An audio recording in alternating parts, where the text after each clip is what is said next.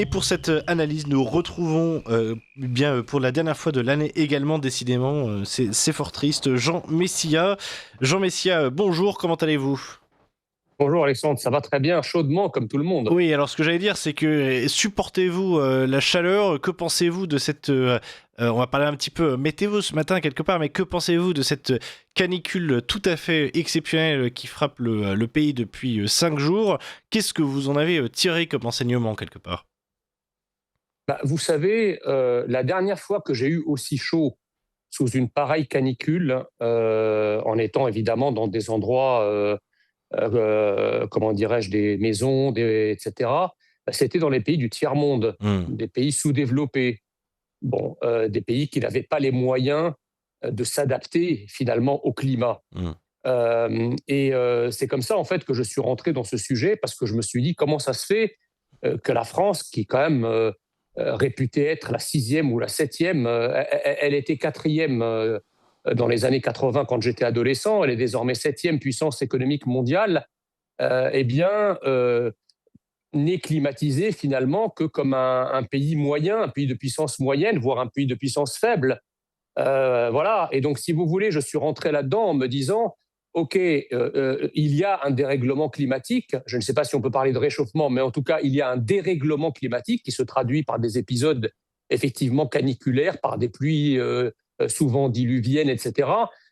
Que fait la France finalement par rapport d'ailleurs à tous nos ancêtres qui ont su dompter la nature, puisque hmm, le progrès scientifique à la base, c'est quoi? Le progrès scientifique, c'est pour garantir à l'homme de se protéger contre les éléments naturels hmm. et d'économiser en quelque sorte son énergie, sa fatigue au moyen de progrès techniques. Bon, qu'est-ce qu'a fait notre génération depuis la canicule de 76, puisqu'on en a beaucoup parlé? Cette canicule-là n'est pas nouvelle. J'avais eu d'ailleurs l'occasion de gérer la canicule de 2003. J'étais alors directeur du préfet de l'Eure, directeur de cabinet, et j'avais eu donc à gérer au niveau du département cette canicule qui avait fait à l'époque 15 à 19 000 morts selon les chiffres.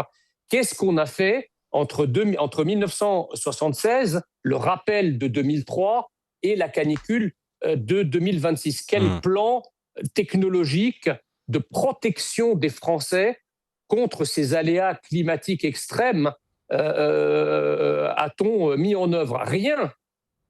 Qu'est-ce qu'on veut? Le progrès technologique français aujourd'hui se résume au principe de précaution. On préfère, si vous voulez, vous dire ah non, mais la climatisation, on ne sait pas ce qu'elle rejette, donc on préfère en gros assurer la survie du coléoptère à poil ras, mais nos personnes âgées, nos écoles, nos bébés, etc., ça ne vaut pas la peine. Et sans parler des millions de Français qui souffrent dans les transports en commun, chauffés à 41 degrés, qui sont obligés de le faire parce qu'ils vont travailler. Vous voyez? Donc, moi, je veux qu'on remette l'église au centre du village, parce que si vous voulez, il y a là deux paradoxes. Le premier, c'est comment un pays aussi riche ne parvient pas finalement sur des choses assez basiques et sur une technologie qui est quand même maîtrisée. Il ne s'agit pas là d'inventer les nouvelles technologies du métaverse. Ouais. On parle de clim, excusez du peu. Si la France n'est pas capable, si vous voulez, non seulement de climatiser, mais avec des climatisations dernière génération qui sont bien moins énergivores que ceux des années 70, qui posent beaucoup moins de problèmes au climat et à l'atmosphère que ne le posaient ces climatiseurs anciens, bruyants des années 70 et 80. Mais alors, c'est la honte Hmm. absolue parmi les pays occidentaux. La deuxième chose, c'est qu'au lieu de s'exciter à dire on va pouvoir régler le dérèglement climatique, compter sur Macron, sur les COP, sur les conférences climat, la France est leader en matière de lutte contre le réchauffement climatique. Mais mec, t'es leader de rien du tout en fait. Tu veux régler le thermostat mondial quand t'es pas capable de nous dire qui rentre dans ton pays, qui franchit les frontières. Ça aussi, c'est ce qui fait de nous la risée du monde, de nous présenter comme ceux qui pourraient régler un problème qui concerne le globe terrestre dans son ensemble, alors que nous ne sommes Oui. infoutus de garder nos usines, infoutus de garder nos technologies, infoutus de garder nos brevets, infoutus faire de payer une recherche-développement convenable pour avoir des champions, y compris de la clim, nationaux, Hmm. foutu d'exécuter des OQTF, des mecs qui rentrent sur votre territoire, qui en plus sont des criminels, vous êtes incapable de les virer, mais vous êtes capable à vous tout seul de changer le climat mondial. Ouais, mais Alors ça, oui. ouais, mais ça, c'est vraiment effectivement une chose qui est assez impressionnante. Je rappelle deux, trois chiffres quand même, c'est que la France pèse entre 0,7 et 1% des émissions de gaz à effet de serre dans le monde entier. Que à côté de ça, évidemment, la Chine, elle, est en pleine croissance à ce niveau-là. Que sur la climatisation, pour le coup, moi, c'est quelque chose qui me sidère aujourd'hui parce que j'ai l'impression que la posture anti-clim, plus personne ne la tient vraiment. Même Marine Tondelier, patronne des écologistes, s'est un petit peu reculée là-dessus en expliquant qu'elle n'était pas opposée à la clim par principe. Mais évidemment que la clim n'est pas la seule solution aux vagues de chaleur, aux canicules qu'on devrait de plus en plus subir ces prochaines années, ces prochaines décennies. Mais d'un autre côté, ce qui se passe, c'est qu'aujourd'hui, effectivement, vous l'avez dit, les gaz réfrigérants sont très très largement moins polluants que par le passé. Et à côté de ça, la France, qui a quand même gardé dans tout ça son énergie nucléaire, peut se permettre une consommation d'électricité théoriquement pour vraiment un bon marché, et à côté de ça, une consommation d'électricité nucléaire. C'est-à-dire qu'on n'est pas en train de se refroidir au charbon, quelque part. Donc, Voilà, exactement. en l'occurrence, j'ai l'impression que ce qui reste dans toute cette affaire, c'est uniquement des postures. Bah, si vous voulez, vous savez, ce qu'on entend sur la clim aujourd'hui, c'est ce qu'on entend au lendemain de chaque élection de Macron. Quand vous demandez aux gens dans la rue, personne n'a voté Macron. Hmm. Personne. Et donc, vous dites, bah, il est arrivé par une opération. Du Saint-Esprit. Voilà, c'est ça, un Volapük extraterrestre. Bon, alors que bien sûr qu'on sait que beaucoup de gens ont voté Macron, qui se sont mordus les doigts et que du coup, ils ont maintenant même honte de dire qu'ils ont voté Macron. Bah, pour la clim, c'est pareil. Mais vous savez, qu'est-ce qui les fait changer d'avis, ces gens-là, les écologistes dont vous parliez et que vous citiez à juste titre? C'est parce qu'eux-mêmes sont en train de transpirer et de suer. Ces gens, en réalité, sont de foutus égoïstes qui ne veulent régler le problème comme les autres le poussent à le faire que lorsque eux-mêmes en souffrent. C'est Oui. d'ailleurs pour ça. C'est d'ailleurs pour ça que beaucoup changent d'avis, par exemple, sur les problèmes d'insécurité liés à l'immigration, quand ils y font eux-mêmes face. Tant qu'ils ne percutent pas eux-mêmes le mur des réalités dénoncées par ce qu'ils appellent les fachos, ils restent arc-boutés sur leur position. Mais comme là, pour le coup, le climat, il est pour tout le monde. Donc, ils ne peuvent pas se dire, moi, Ouais. en tant qu'écolo, j'ai un discours qui est déconnecté avec ce que je vis. Ou alors, le climat, il est pour tout le monde, à moins d'avoir la clim. Comme ils ne l'ont pas, justement, parce qu'au départ, on peut aussi leur donner ça. Enfin, j'en sais rien. Mais j'ose espérer, si vous voulez, qu'ils se sont mis dès le départ en adéquation et en conformité avec leurs arrière-pensées, qu'ils n'avaient pas de clim chez eux. À votre avis? Et si, soit c'est de gros hypocrites, ce qui n'est pas à exclure, et de gros menteurs, et ils ont la clim pendant qu'ils proposent aux autres de ne pas le faire. D'ailleurs, vous avez partiellement raison, parce que est-ce que Emmanuel Grégoire, le maire de Paris, ou Anne Hidalgo, ou Marine Tondelier, ou tous ces représentants, vous croyez qu'ils se baladent dans des bagnoles qui ne sont pas climatisées? Non, ils se baladent dans des bagnoles où ils sont tout seuls, largement confortablement assis à l'arrière, avec le vent frais, et ils appellent à l'éradication et à l'interdiction des clims, pendant que des milliers, des dizaines de milliers, des centaines de milliers de Parisiens s'étouffent dans les transports en entendant ce discours. Voilà. Là, si vous voulez, parce que là, ça devient trop gros. La France entière, plus personne aujourd'hui, avec la chaleur que nous venons de connaître ces derniers jours, et surtout aujourd'hui, qui, je le rappelle, sera la journée la plus chaude, plus personne n'est en mesure d'entendre la clim, ça sert à rien. Ouais. Mais surtout parce que lorsque un... les gens se ruent dans les centres commerciaux, si vous voulez, c'est Ouais. pourquoi? C'est pour faire leurs courses, mais pas que. Donc on voit bien qu'il y a une vraie demande quand même. Si vous voulez, aujourd'hui, la clim est aussi indispensable que ne le fut le chauffage il y a des siècles. Quand la France s'est mise à faire des chauffages centraux, des radiateurs, etc., c'est parce qu'effectivement, le climat français, la France étant dans l'hémisphère nord, il y a eu besoin de chauffage à un moment. Donc, on s'est mis à avoir des plans de chauffage pour les maisons, pour les grands complexes, etc. Donc, si vous voulez, si les écologistes sont logiques, il devrait alors interdire la clim, dont acte, mais il devrait aussi dire il faut démanteler le chauffage. Ouais. Alors ils vous diront, mais non, puisqu'il y a des nouvelles technologies qui permettent de chauffer de manière très peu énergivore, mais ça tombe bien. Oui.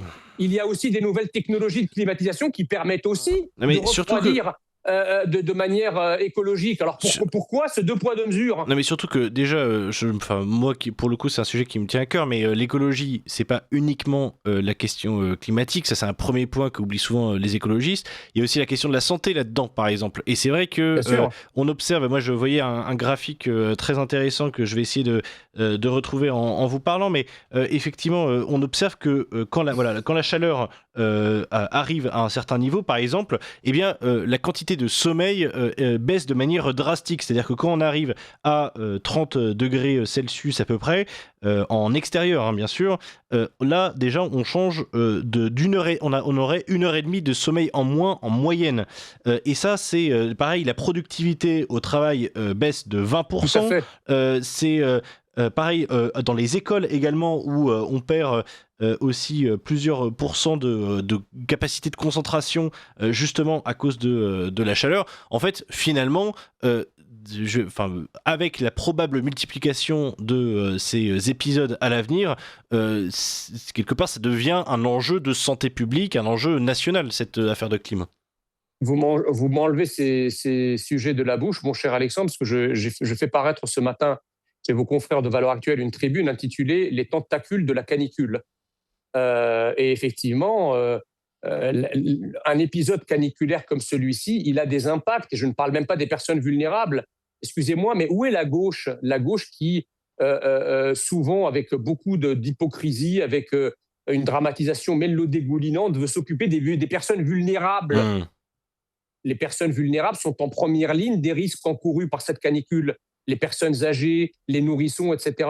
Et pourquoi dans les EHPAD on dit qu'il y a une pièce fraîche? Parce qu'on sait très bien que quand il y a une pièce fraîche, c'est-à-dire climatisée, eh bien, il y a beaucoup moins de risques de mortalité. C'est d'ailleurs la mesure qui avait été prise après la canicule de 2003.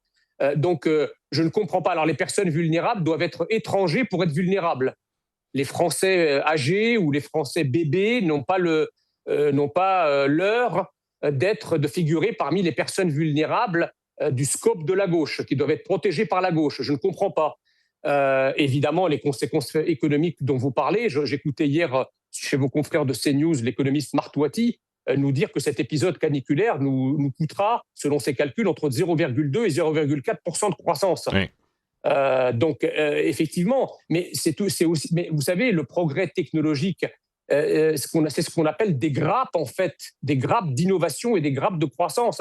Lorsque on a commencé à faire en sorte que l'homme ne marche pas, mais qu'il roule, il y a eu le confort, effectivement, de ne plus marcher, mais vous savez très bien que c'est mis en place un écosystème macroéconomique au centre duquel il y avait la voiture, le camion, etc., qui a permis un développement considérable dans le transport de marchandises, etc., etc. Donc, il ne faut pas croire que lorsqu'on fait une invention, par exemple, lorsqu'on fait un progrès technologique sur quelque chose qui irrigue l'ensemble de l'économie, l'ensemble de la société, comme la climatisation, ça va évidemment, cette irrigation va être prolongée en continuum dans tous les autres domaines de la vie. Celle de la santé, enfin celui de la santé, celui de l'économie, celui des transports, celui même des loisirs, etc., etc. Donc, c'est comme quand on a inventé l'ordinateur, c'est la même chose. On a inventé l'ordinateur, mais une fois après qu'on a inventé Internet, les ordinateurs ont été en circuit, on a pu faire circuler l'information. Je pense que l'écologie politique est une idéologie mortifère. C'est du malthusianisme. Dans sa forme actuelle, en tout cas, oui. Oui, c'est du malthusianisme à la fois démographique. N'ayez pas d'enfants parce que ça pollue. Alors par contre, faites venir des immigrés parce que là, bizarrement, ça pollue moins.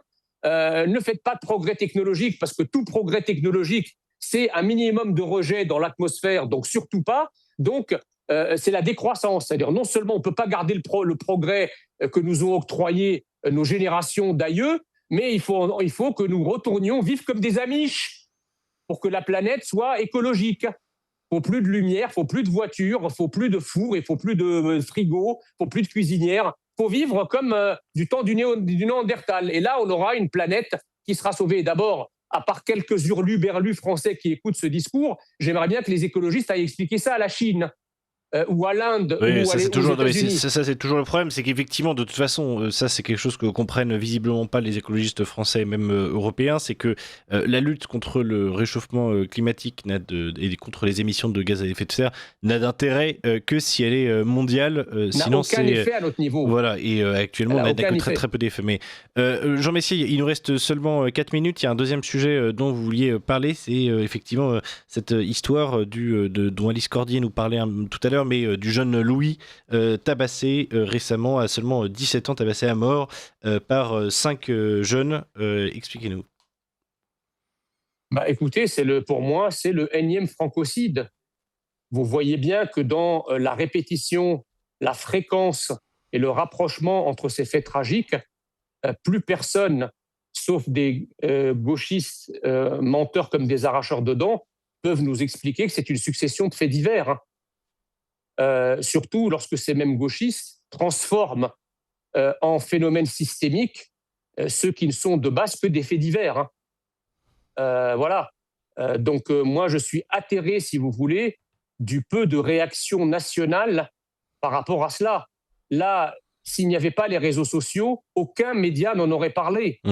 Parce que les Français ont interdiction de pleurer ou d'éprouver même la moindre douleur vis-à-vis d'un drame qui concerne l'un de leurs enfants. Parce que pleurer l'un de ses enfants pour les Français fait d'eux des fascistes, des haineux d'extrême droite.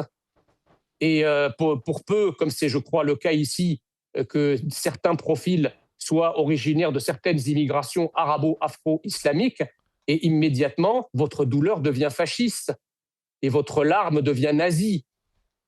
Donc, je suis profondément triste et profondément choqué qu'un jeune qui n'a rien demandé à personne se fasse tuer dans un déchaînement de violence. Mais vous savez, les déchaînements de violence qui accompagnent la mort de nos jeunes, ça n'a rien à voir avec des pugilats d'adolescents comme nous en avions connus quand nous étions jeunes nous-mêmes. Ce n'est pas quelques roulades dans la figure pour une fille ou pour une mobilette ou pour une remarque de travers. Le déchaînement de violence qui va jusqu'au meurtre le plus sordide, il s'explique par une autre haine. On est rentré dans une autre dimension, mon cher Alexandre. Les racailles qui ont tué Louis avaient vis-à-vis de Louis une haine dans ce que Louis représentait, c'est-à-dire un Français et la France. Il y a une haine identitaire inextinguible qui ne peut qu'expliquer le déchaînement de haine et le bain de sang qu'a été le massacre de Louis hier. C'est ça qu'il explique. Aucun jeune à 13 ans ne tue l'un de ses camarades de cette façon-là. Sauf s'il a des griefs, sauf s'il vient d'une culture lui-même où le coup de couteau est le mode de règlement du conflit et qu'il a vis-à-vis de celui qui est en face de lui une haine tribale, une haine ethnique, une haine identitaire. Nous assistons à une africanisation du règlement de conflit avec la machette et le couteau. Voilà. Et donc, ce qui s'est passé hier, pourquoi on l'appelle le francocide ? Parce que Louis n'est pas mort parce qu'il est jeune, contrairement à ce que disent la gauche et l'extrême gauche et les macronistes. Louis est mort parce qu'il est français. Il a été tué en tant que Français. Et quand je dis que tous ces meurtres mis bout à bout sont les prodromes comment dirais-je, des conflagrations identitaires de demain, nous y sommes. Au début, c'est individuel, et enfin, ça finit par être, hélas, collectif, si la politique ne parvient pas à absorber rapidement ce chaudron de violence. On espère qu'elle y arrivera. Et Jean Messia, merci pour cette conclusion. Voilà, merci aussi pour votre présence dans cette saison. Voilà, pour ici sur Ligne Droite. Et on vous dit bien sûr à bientôt à la rentrée.